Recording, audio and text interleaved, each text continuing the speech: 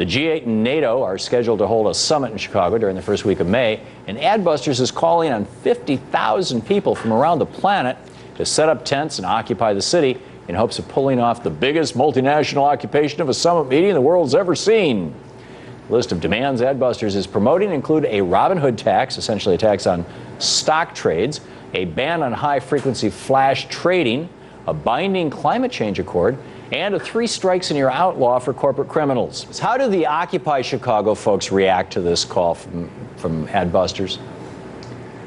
Well, the thing is that Adbusters put out this call without consulting anyone. I mean, they have this alert going out to say 50,000 people should show up and should support this agenda, and we're going to occupy Chicago, but there is already an Occupy Chicago. And in fact, I talked to a man named Joe I.S. Baker, who's with the Coalition Against NATO G8, who had filed for a permit to have a mass action on the summit the day after it was announced in June.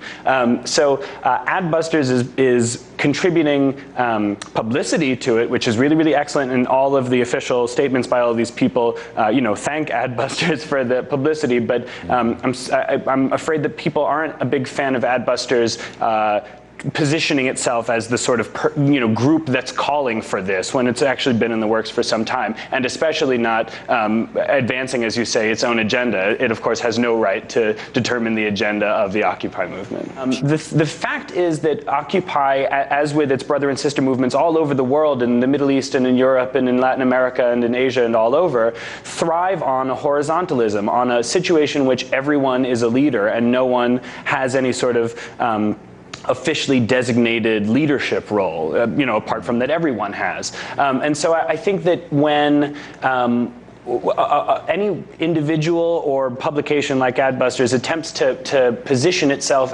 in the helm of the thing, which they've been credited by the New York Times and the New Yorker and Rolling Stone as having been for Occupy Wall Street, that's bound to ruffle some feathers of people who are committed to leaderlessness.